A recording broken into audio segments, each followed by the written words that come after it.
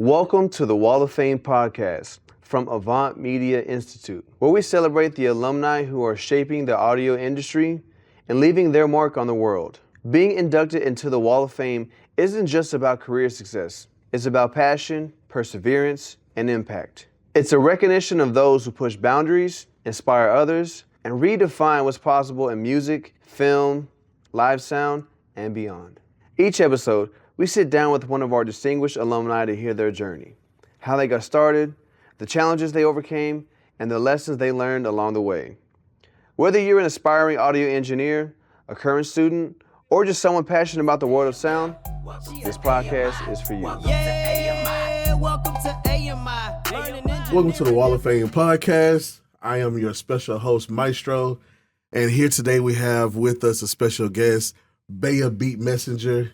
How are you doing today? Thank you so much. Hey, alive and well. Awesome. That's good. That's good. Well, we appreciate you pulling up. You know, you didn't travel to be here with us.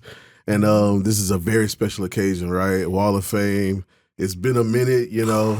You actually graduated from Avant, you know, so it's so dope to hear about your journey, you know, and the things that you have been successfully dealing with, right? Mm-hmm. So I just want to, start off by, asking about yourself and tell me about your music journey as far as like what brought you into music the way it did. Yeah. So about me, I am Sabella Reyes, but y'all can call me Baya.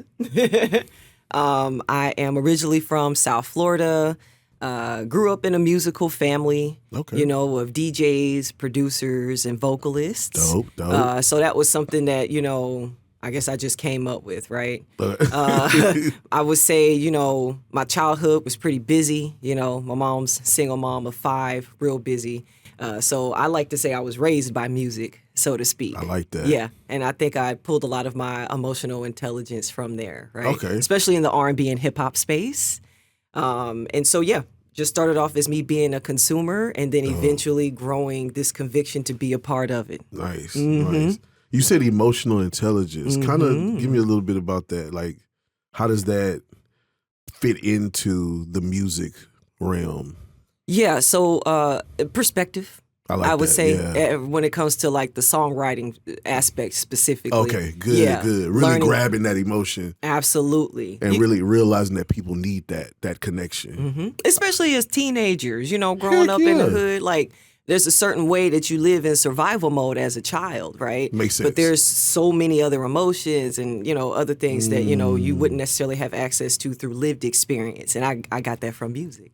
That's so dope. Yeah. That's dope to hear. Yeah. Now, you chose to go into the military at some point, though, right? Tell me a little bit about that. So instead of diving right into music, maybe that was a part of your life, but you still took a moment to go into that structure. Yeah. How did that So fit? as a teenager, I was a recording artist and songwriter out in South Florida. And I had a management team, the whole nine, and it just did not work out, right? We did opposing views. I had my own personal goals and what I wanted from my sound. And I was kind of just being forced to just write and sing hooks for rappers. And I was very limited on how creative I could be. And so, I kind of ended up shifting my focus. I needed, steady income with little to no job experience. Hello. Got you. And again, coming from a family that can't afford to put me through college, so the music definitely went on hold as far as me creating and producing, but still very much a consumer and keeping up with, people I was inspired by and, all of those things. But the military basically put the music journey on hold. Okay. Yeah. And what branch? Navy. Come Navy. on. Okay. Yes, sir. Navy in the building. Period. Navy in the building. All right. Don't screw it up. Come on. Okay. I like that, man. Okay, Yeah. cool. So how did you navigate the transition from that military life, right, into pursuing the career in music? How did that transition work? 'Cause you told us what made you go into the military, right? But now from the military into what you're doing now, how does that correlate? Yeah, so I don't think it ever really stopped necessarily. when I got out the military, I ended up getting called back to music after I live with PTSD, right? I'm a military veteran. I had an episode where I was dealing with I would say identity crisis, being in the military for over 10 years and learning how to function and operate and live as a role. Right. Once you get out the military, now you're a person. Yeah. So now you got to really. It's a whole different mindset. So your girl was freaking out, right? So again, going back to how I was raised by music and again, how it shaped my emotional intelligence and my perspective of the world, I ran back to the music to learn more about me as a person, right? And that was actually when I discovered the independent music community. Right, a lot of the things that I was looking for, those medicine properties in the music, and finding things that were relatable. It's like there's so much other things that we talk about in the independent music space that we don't necessarily in mainstream. Right. And so that's basically where it started. Again, me just being a consumer, being a supporter, and then getting involved. I like the way you talk about that though, because it really shows kind of this rabbit hole situation that you went down. Yeah. But it was a rabbit hole. But I like the seriousness, right? Because a lot of people, they do the whole music thing. Everybody loves music, they want to do music, they at least try it. But they don't, but purpose a lot of times is missing. And you can tell that in the outcome of the music sometimes, Of course we're going to have fun, we're going to shake our butt. Music is, every emotion, right? Absolutely. But still having that purpose as a person is that's what I'm hearing from you is that this was more so purpose driven. You know what I mean? I really like that. That means something to me, especially nowadays. A lot of people I feel like that. What do you think? What skills from the military experience do you think bridged that gap into? Did that help any or? Yeah. Well, I mean, being in the independent music community anyway, you got to be confident. Absolutely. You know what I'm saying? You got to be confident. You have to believe in yourself more than anybody. You have to be mission driven and focused on where you're headed, right? Because you're always going to deal with obstacles, right? There's always going to be adversity and, challenges, right? But I would say my military experience, right, with again, just being mission driven and mission focused, not being so tied into how we get there, I think is definitely, helped me to just be more fluid and flexible about the journey and getting to where it's going to be. At the end of the day, I'm going to produce and write music. Straight up. Like that's just what it is. Okay. I don't know how much money I'm going to make from it. But I'm going but it's going to happen. Right. And so, so just, I would say that specifically, I think has definitely helped me out in my music business career. And then, maybe hypervigilance. Hypervigilance.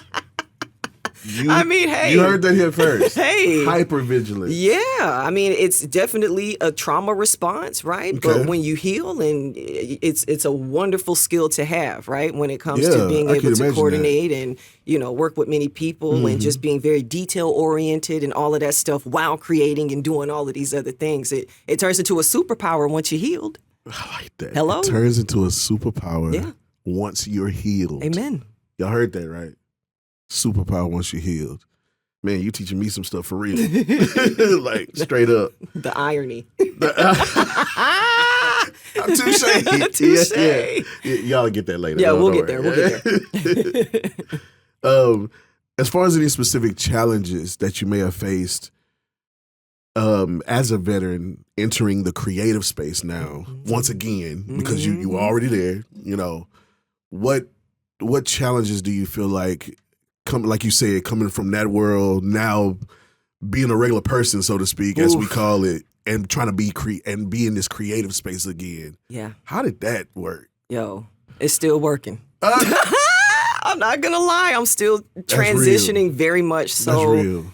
I would say a few challenges, right? First and foremost, learning to do things just to do them. I think y'all call it fun. Right? Man, I joined at 18, and everything has been just so serious,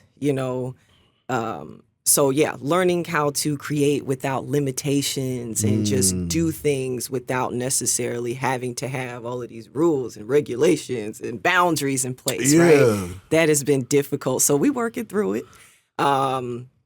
Also, I would say, man, just being an entrepreneur in the independent music space, right? Like, I don't know, how can I say this? So like in the military, right? Okay.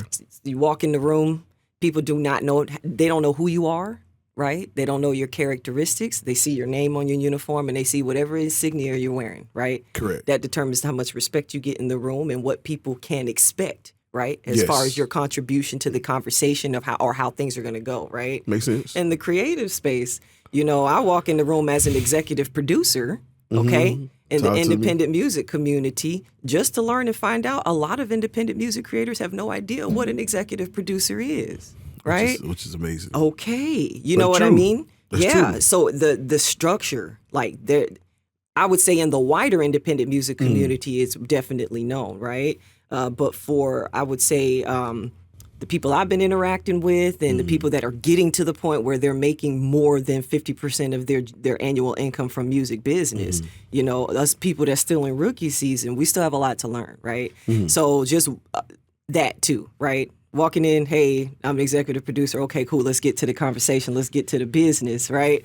That has been a struggle too with, okay, you do this, you do that, you do this. Okay, this is how this is going to go. And just collaborating with other artists with just the basic knowledge and understanding of what everybody's role is. That's not something that I think has been clearly laid out for a lot of us. And so we learn through it through conflict, in my experience. Man. And it has been tough. I bet it's been tough. That's wild, because I have had situations where we're in the classroom and I've had to break down that producer, you know, break that myth of what people think. Yeah. Versus what it actually is, you know, especially from executive producer, music producer, engineering producer, you know, things of that nature. Yeah.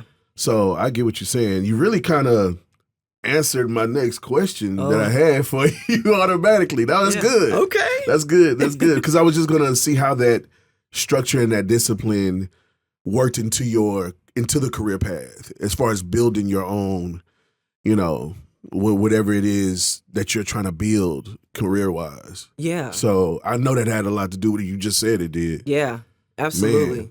Yeah, for sure. That's good, though. It all turns into a superpower later, right? It does, for sure. So, I mean, I had to learn quick, you know, how to introduce myself, right? And then, of course, being fully transparent in what the expectation is, especially because I would get picked up for projects, right? When people would want to work with me, it wouldn't... of course, I would do like singles and stuff like that. But for the most part, a lot of times I would get picked up to, you know, help with full projects, albums, EPs, where we're talking about creative concepts, sequencing. You know what I'm saying? Okay, this is going to be a single. This is going to be the video or what have you. And again, as the executive producer, that is a leadership role. Absolutely. Okay. Absolutely. So again, we will learn sometimes through conflict, right? And then again, my military experience and demeanor, okay? I see it. Ain't no feelings when it comes to the military, right? Yeah, so I had to learn how to handle creativity, you know, sensitively as well, right? Because that is a part of the mission, right? As opposed to my military experience, where anytime your feelings get involved with the job, you better believe there's something in black and white. There's a policy, there's a procedure or something that will get you in check. Yeah, right? Absolutely. Not in the creative space. Creative space is gray area. It's just, it's kind of open. It's very subjective. It's very subjective in an objective industry. Yeah. I never thought about it like that, yo. Yes, that's wild. I agree. But you're right, though. Yeah, and that's the thing, though. I just never thought about it in that way, because that's one of the things I say at the beginning of every semester is, hey, rules. I mean, what is it? Freedom without rules is chaos. Yeah. So we have to have some structure to learn how to be free. Yes. Yes. And that really ties into even what you said earlier with the emotional intelligence. Yeah. Because that interaction can bleed into the music, into the creation. Absolutely. Because chaos breeds insecurity. Gotcha. You see what I'm saying? Absolutely. Our confidence is built off of understanding the boundaries, the limits or, again, the rules, right? Yeah. Okay. So if we don't know what to expect, if we're going to do something wrong, what is considered doing something wrong, what's unprofessional, what's not, all of these things. Then we're just doing stuff. Yeah. Okay. That makes sense. It makes sense. Okay, let's switch the gears a little bit. Let's talk about the educational part of all of this, Yeah. So what take me back. What made you choose Avant?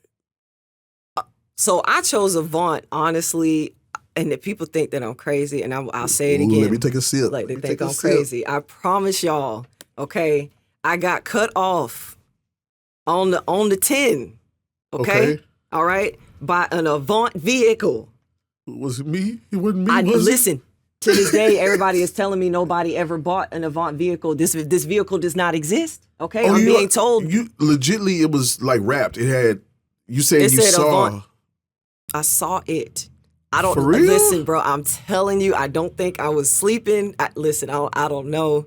But that was definitely how I knew that was the school for me, right? I had already found myself in this pickle, okay, where I practically got cussed out by an audio engineer because I didn't know how to talk to him, right? Again, with me being an executive producer, man, when I started my production company, I don't know, look, God was working quick. I had clients in Southern California, South Florida. I was working with people in the Bronx. You know what I'm saying? Like all of this stuff. So I'm working with multiple audio engineers, right? Remotely. Having no idea. All remotely. Their terminology, their capabilities, how to even articulate my request, right? Because again, I'm thinking from a production standpoint, but as far as what the audio engineer can do with my client on site, it was becoming a barrier, and it was really starting to strain our work relationships. Absolutely. Right? I was the problem, Yeah, So I knew I needed to formalize, right, my education and just understand the role of the audio engineer, what they can do, and take it from there. And that's what brought me to the journey. But me picking Avant specifically, I felt like it was just destined because, I just got cut off by this vehicle that doesn't exist. I have never seen it, y'all. Nobody but me. Okay, so it's coming. It's what is it? An epiphany or a premonition? There we go. Yeah, we'll claim it. It's coming. It's coming. Hey, yeah, you might have saw something. God showed you something. Apparently. Oh man, yeah, that's cool. Well, walk us through your experience as a student here. Like, what? Just a typical day, coming to class, you know what I mean? Whether you were feeling however before you came to class, and then you came to class, it was like, I'm here. I'm ready to focus and get that knowledge that you knew you needed. Give me a typical day experience. Well, if I'm being honest, my experience at Avant was not typical. Just because I was also earning my license for my clinical license credentials at the same time. So by trade, I am a social worker. So at the time, not only was I earning my certification in audio engineering, but I was also earning my credentials as a licensed clinical social worker for the state of Texas. Right? And so I actually had an accommodation plan where every other Wednesday from 6 to 8, I would be in the mixing room and I would be there doing my supervision hours. That. Yeah. And then go to class from 8 to 10. Yeah, you was hustling. The hustling, okay? You were hustling.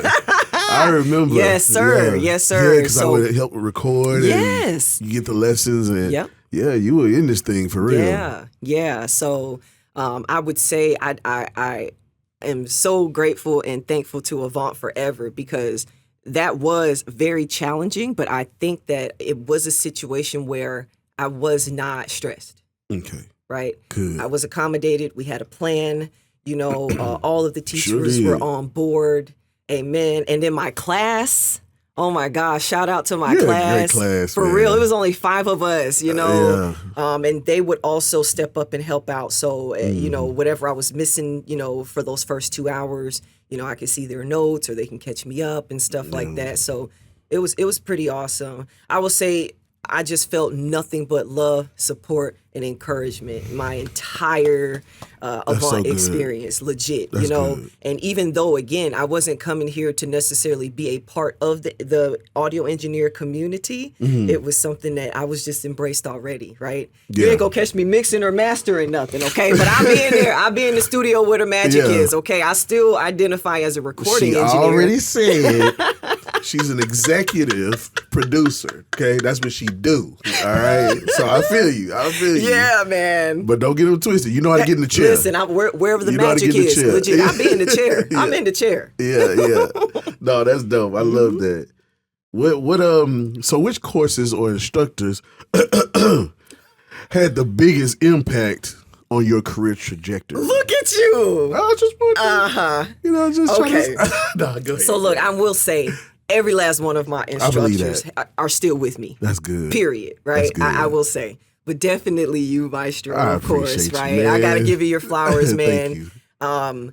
I think that I definitely appreciated your superpower for just being able to accommodate multiple learning styles, and then your patience too. Oh, thank you so much. Yeah, for sure. Because I had you for 201, and then I had you also for 401 for live sound. Even though you left us in the middle of the semester in 201. We'll get into that another time. When I tell you your girl was crying every day. Can we cut that part? Yeah, but definitely Oscar White, man, I got to give him a shout out. Him introducing me and emphasizing on the terminology. Yes. Right? Okay. Big part of 101. Oh my goodness. Yeah. Absolutely. So that was awesome. And again, thank you for your patience, because I know I got on your nerves. Especially with the patch bay, okay? Ooh, the patch bay. Yeah. So definitely him. Tina. Oh my gosh. Nobody just a beautiful heart, man. Nobody teaches music theory better. Oh, okay. Man. All right. Yes. Man. And just how she was able to identify everybody's strengths, right? We were all in different, different places, right? When it came to our production, right? Because I had her for 201. So we're getting into actually, 301. I'm sorry, 301, excuse me. I had her for 301, where we're actually getting into making the music, and learning just generally, right? What we learned about the black and white keys and writing the music and, all of these things. And so, yeah, she was just awesome at, helping us feel good about making bad music. I like that. I'll speak for myself, right? No, I like that. Yeah. I think more creatives need to be honest. Yeah. When they're first starting out, some people are just prodigies. You know what I mean? But when it comes to, you can be a prodigy up here, which I believe you are. But when it comes to the technical aspect of things that you just have to learn the skill of, it's like, bro, it's okay to suck right now. Yeah. You're going to get better. Yes. Me and the original host, Drew, that's one of the things we talk about all the time, even with our students now, is that, hey, look, it's okay to be bad right now. There's nothing wrong with that. That's why you're here. Get in the chair, push yourself. Like, give us something. Give us an 8-bar loop. Even if it's off beat, we got you. Yeah. So, but yeah. Yeah, for sure. Yep. And that's crazy because we all teach, but we don't see each other teach. Oh. So we only hear it from people like you. Yeah. Who have experienced all of us. Yeah. So it's really dope. Yeah, legit. Tina's a sweetheart. Tina, I got to give a shout out to Mark Zamora, a.k.a. Teacher. Okay, yeah, so he came in. I had him for 201. He came in the middle of the semester after you left. Yeah, that's right. Yeah. And so 201 was the most challenging class for me. Like I said, in the military. The wrong time to leave. Listen, bro, in the military, I was an engineer. And I did all from hydraulics to petroleum, boiler water, chemistry, you name it. Man. Sound engineering was something that I had such a difficult time trying to associate with information I already knew. Man, it was so challenging for me, bro. I do not know. I did not get it. And listen, I ain't gonna lie to you. A lot of that I still don't. Okay, that's why I pick your strengths. Right, again, I'm in the studio where the magic is happening, bro. I'm gonna send it to Maestro to mix it. Okay, but you still came with what you were looking for, though. Absolutely, you still got absolutely that man. God bless him, because he was raised by a Marine. The way he was able to teach me about gates and all of this stuff, he was able to pull from just basic like military warfare. That's good. And that's how I was able to understand and think of things in the like offense and defense type vibe. I had never heard that before. He would stay after class to help me understand. Oh, yeah. Yes. So shout out to you, teacher. Thank you. Good job, Zamora. Good job. Yeah, man. All of y'all were awesome. Thank you so much. And who'd you have for 401? I had you. Me. Yeah. That's right.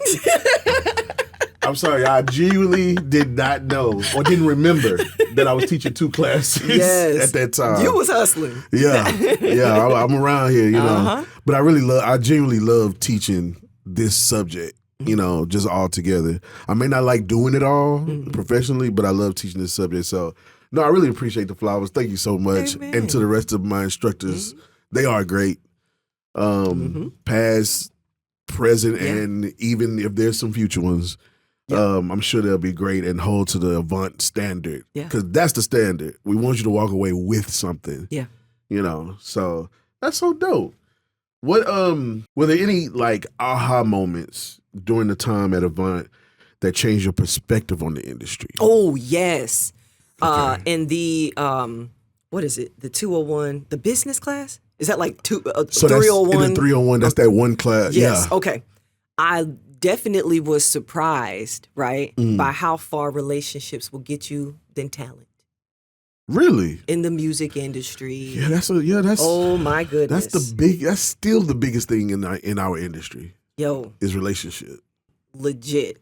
There's a lot of people out here paying for opportunities and success.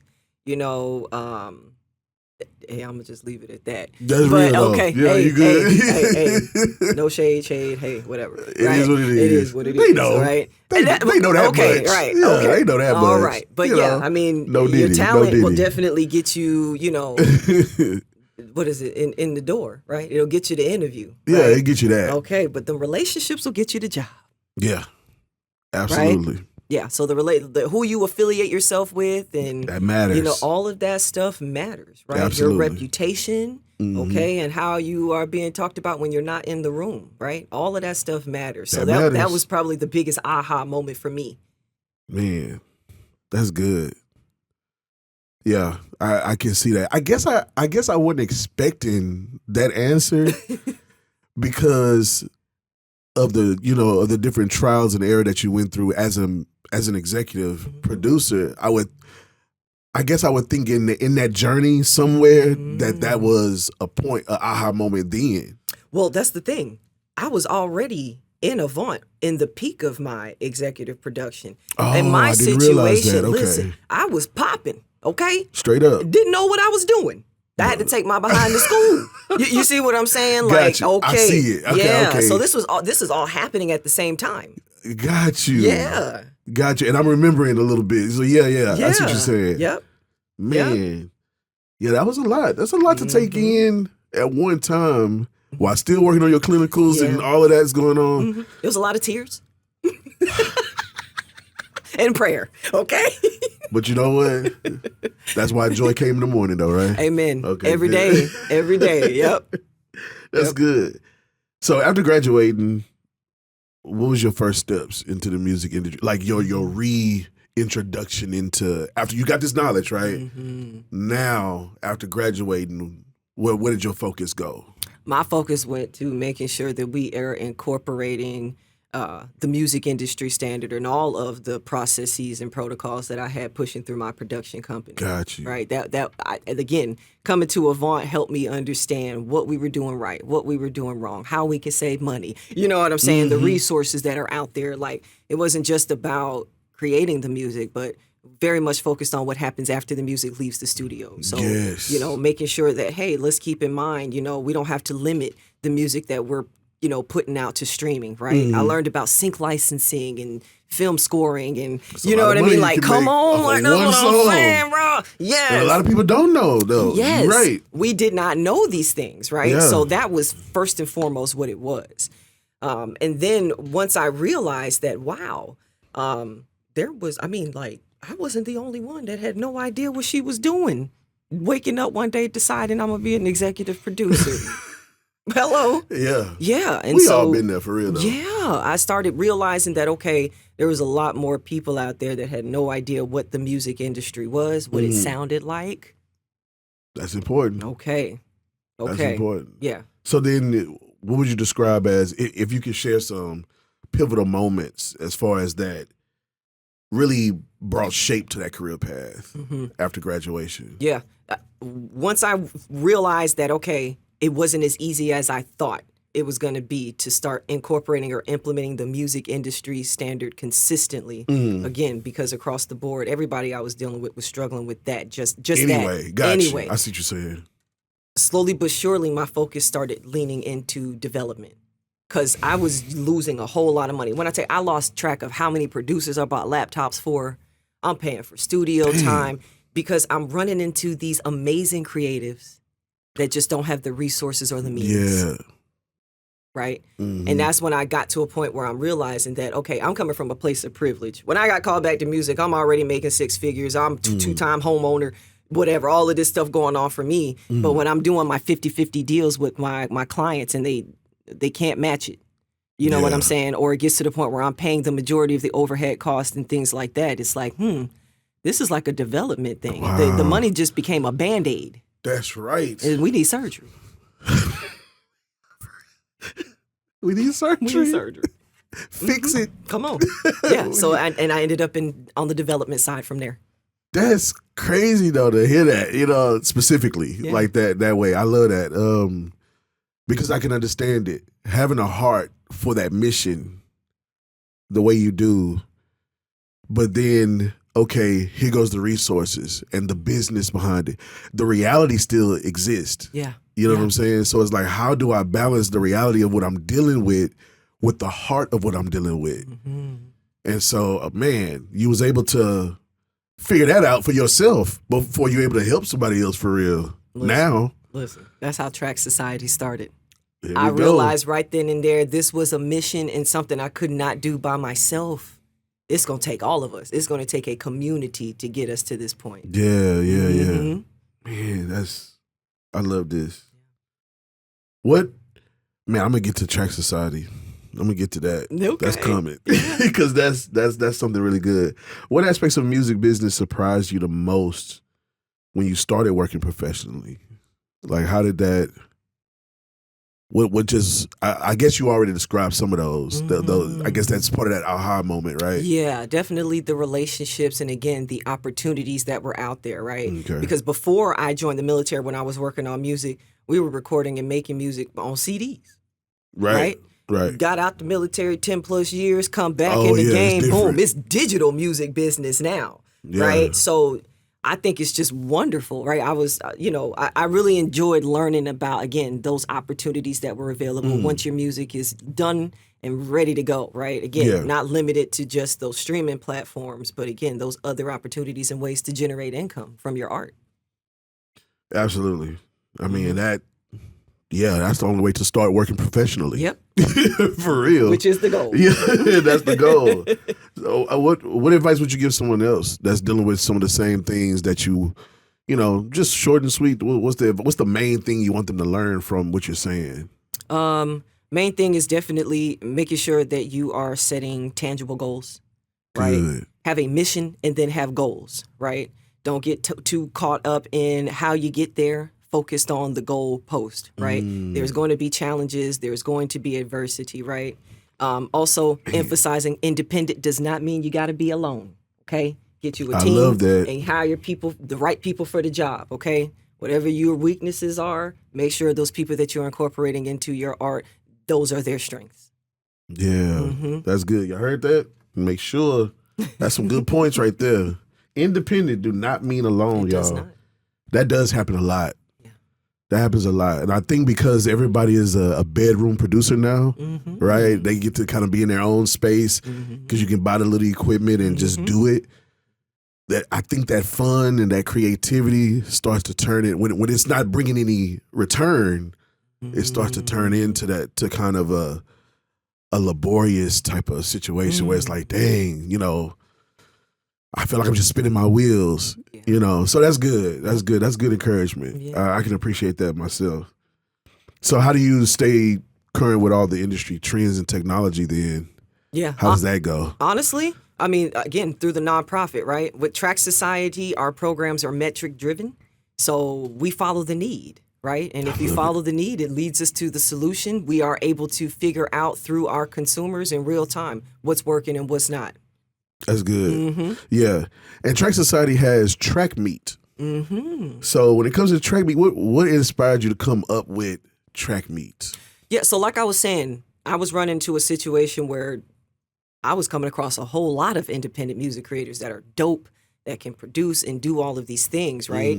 But their confidence was being attacked on a regular basis because there was no safe place for them to actually bounce their ideas off of. Gotcha. You know what I mean? They were finding out what they're doing right and what they're doing wrong through their music after it's released, right? And then, of course, they're associating with that how many people listen to their music, how many likes they're getting on social media, which doesn't mean that you're not dope, which doesn't mean that you're not successful. Yeah. You know what I mean? But it can definitely play with your mind. Yes. So Track Meet is a safe place, right, for us to do those things. Is to give those people opportunities, and then also to help start that professional journey, right? Okay. Ideally. There is a whole wider independent music community that has resources and all kinds of stuff available to them. But that's only for the people that are making more than 50% of their annual income from music business. The music business, right? Got you. So Track Meet is for the people that aren't there yet. That's what I was going to ask, We are there too. to get them to that point so that they can truly be a part of the professional independent music community. Those people are the target. Yes. That's so beautiful. Yeah. Yeah, people need help, man. Yeah. I mean, genuinely, they just need help, you know, especially when they have an amazing talent and a gift. Knowing how to navigate an industry is definitely different from just having the gift. So how do we integrate that gift or talent into an industry that is really based on metrics? Fair. Especially if we don't take the academia route.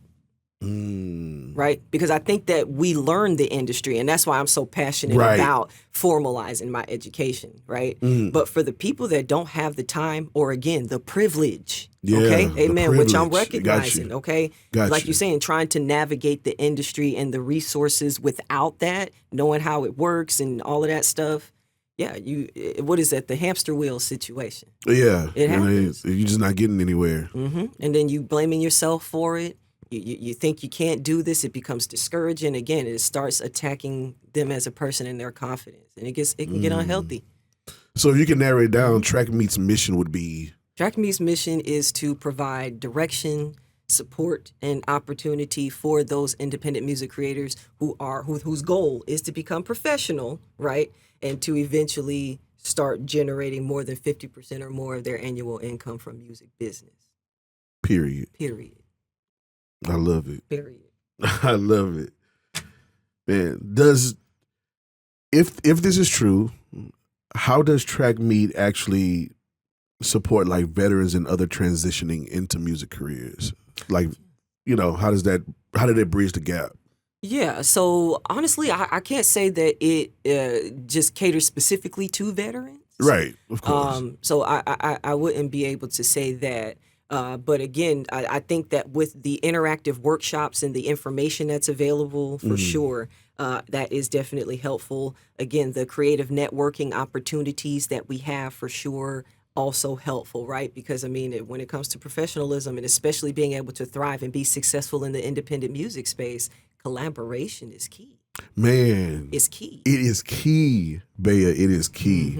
I was literally just having this discussion, I think with my daughter or something, that same thing. I was like, you know what? I was like, it took me a while too, earlier on, to realize that, wait a minute. Because when you have something so precious, right? It's coming out of you, right? And I'm like, man, I have this song, this beat. I like working on my beats by myself, you know, da-da-da-da-da-da-da-da. You got your own workflow and this, that. But you have to break out of that shell eventually and deal with the industry that's in front of you by building those relationships and collaborating. And man, that has opened up a world for me. Yeah. You know, and it's easier. I can breathe, you know, because you have help. You have help. You don't have to be so pressured to be good at everything. At every freaking thing. Yeah, okay. Totally agree. Yeah. Totally agree. What's some of your rewarding moments from track meet, like track meet 2024, right? Yeah. Yeah. Definitely seeing its impact and how people were actually being fed. Yeah. Right? Track meet started off as such a small idea and something that I was going to try to do for a specific amount of people at an Airbnb. Something like what J. Cole did with Dreamville and that, like their writing camp. That's what it initially started off as. But then again, as I started becoming more familiar with what the need was and the demand, we needed a building. Airbnb wasn't going to do it. We needed professional studios. We needed all of these things. We needed the instructors. We needed the things. You saw the vision. Yeah, for sure. Yeah. So being able to see how talking about this to people who didn't get it, and then we did Track Meet 2024. Shout out to the Grand Master Class. Okay, we had 25 to 30 music professionals in there that understood the vision, that were grateful for it, right? Good. And then became a catalyst to them setting their own artistic and professional development goals for the following year, right? So being able, the impact for sure. Absolutely. Definitely the impact. Absolutely. Yeah. And then Avant is co-collaborator, Track Diamond Society. Sponsor, the one and only Diamond sponsor. Yes. Man. So the school you graduated from believed in you enough to be like, you know what? We see your vision too. Yeah. Let's get it. Absolutely. That's so dope. Yeah. I would agree. I don't see that just happening like that, especially as fast as it did. Yeah. That's a blessing, man. Absolutely. Absolutely. And I recognize it as such. Yeah. Shout out Avant. Shout out. Look, got my little. Yeah, I like that. You know, you styling and profiling, right? Yeah. I know that's kind of old. Y'all okay, don't but that's worry okay. about We the that. same age. All right. Yeah, we good. All right. So where you see Track Meet in the next 5 years? Man, if I'm being honest, so I keep saying this and I will keep proclaiming it. Track Meet has that all-star weekend I feel energy. like it got that. Yes. Listen, when Track Meet come to your city, all the recording studios need to get ready, because one thing we can expect is that these people are going to go right from class to the studio with people they don't know, and they're going to record some music before we get on the plane and go back home. Okay, so that's first and foremost. I also see us going to different educational facilities. I would love to, collaborate with like Berkeley. Oh, that'd be dope. And do Track Meet at Berkeley one year. Or something like that, right? Because again, the need, right? The need. Oh yeah, we already making noise in SoCal. San Diego, we coming. Yeah. We coming, So yeah, those kinds of things, like just us being wherever music is making the most noise. No, that's dope, because when it comes to the need, a lot of times people that are in need you to meet them. Yeah. Meet them where the need is. Yes. So that's beautiful. Now, I know that comes with a lot of stressful nuance and just running a nonprofit, period, right? Like, how is that? What is that like while trying to maintain the music career aspect of it? The challenges of running a nonprofit. Yeah, it get a little challenging, right? But I can only imagine. But I will say, I think that what's working in our favor is, again, we already have the vision, right? Yes. So we get a lot more in-kind support. People donate their time. They donate their expertise, right? And I think that what makes Track Society so special is that we are bringing a whole new vibe to what volunteer or philanthropy looks like in the music business. Good. Right? We did that event over at Live from the Pentagon. Shout out to Live from the Pentagon. Live from the Pentagon. Okay. Back in April, we did a track tryouts event where it was a live performance, feedback consultation type event. And we had 3 panelists and we had a few acts come up. They got to perform.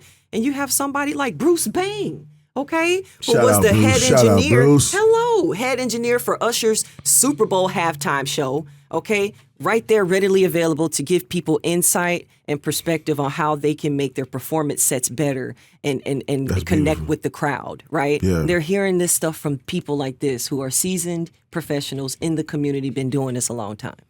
Right. Yeah. And so, I think that right there is what really separates us and helps us a lot. That's something I didn't have. Okay. When, I've been doing this for a long time. Come on. So that's what, remember going back being a student That's not something I had, you know. No shade on my instructors. I had great instructors, you know what I'm saying? The curriculum was what it was, and they could do what they could do, you know. Right. But that relationship part, right? That's something that I noticed about Track Society as well, is really trying to build relationship in the community.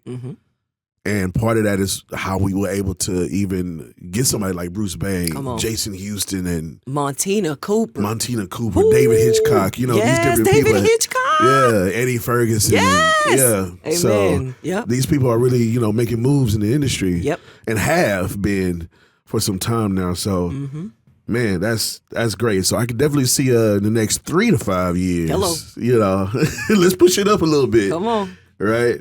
How can listeners support or get involved with Track Meet? Easy. Y'all go to our website, www.tracksociety.org. All of our information is right there. We are on social media as well. Y'all can find us on Facebook. You can find us on Instagram, Track Society 501c3. Okay. And yeah, if you have any specific directive questions, you can always hit me up via Beat Messenger. Okay. I'm also available on social media. That's what's up. Yeah. Well, just some closing reflections, some closing remarks. What would you like to leave us with as far as what would you have told your younger self, just looking back, now knowing what you all know, what you've been dealing with, the successes, the trials, everything that you had? If you could talk to your younger self, what would you tell that person? I would tell my younger self, Grace is our friend, right? Grace is our friend. It's not an excuse, okay? Because it could definitely feel the same. Yeah. So definitely giving myself grace. And then, just emphasizing, again, the power of relationships and collaborations, right? You have a vision, get with like-minded people. You can do anything you put your mind to. I think that's so dope. Well, you heard it here. Wall of Fame. Yeah. Welcome. Thank you. Hitting the mic. Welcome to the Wall of Fame. Bay Beat Messenger. Yeah. We love you. We appreciate the fact that you were a student at Avant Media Institute. Amen. And we see your successes, man. We plan to see more growth from you. Yeah. So, beautiful thing. Thank you so much. Thank you for having me. Absolutely. Thank y'all. Welcome to AMI, learning engineering.